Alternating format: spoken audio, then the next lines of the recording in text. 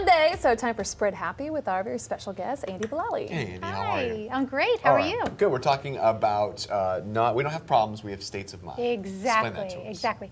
So 95% of us, well, not 95% of the time, we're focused on our problem rather than focused on what's possible. So there's a book, it's called Dissolve the Problem by Richard Dotts, and I love his first chapter is why solve a problem when you can dissolve it, which I thought was great.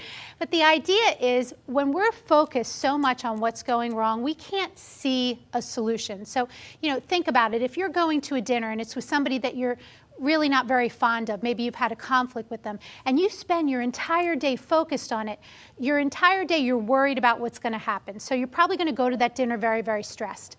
If you have that dinner and you spend your day at your job with your family, focusing on being present, what's actually happening in your life, you have a much better chance of going to that dinner and actually not having any problems at all because you're not stressed. You're more in an open, better feeling. So it's almost like setting your GPS. We wouldn't set our GPS for here, right? Because then we would just stay here. We would set our GPS for where we want to go. So it's the same thing with our mindset. Let's set our minds to where we want to be rather than what's wrong. And you'll find in your life that things that we think are problems end up sort of solving themselves. I know I've had that happen many, many times, and I'm sure you've had that experience too when you sort of took your attention. A lot of times by default, something else happens, you have to put your attention somewhere else.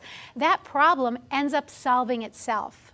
Is it fair to say, too, sometimes you have to accept that There's just not a solution, Well, there's never a solution when we stay in the state of mind that created the problem, right? There can always be a dissolution. Exactly, yeah. So when we take our attention away from what we don't want and put it on what we do want, it's like we get in the flow. And there's an opportunity for things to change and solutions that we couldn't see in that very stressed state of mind, they show up. All right, so It's forget really your cool. problem, change your state of mind. Thanks, Andy. That's right. Thank you.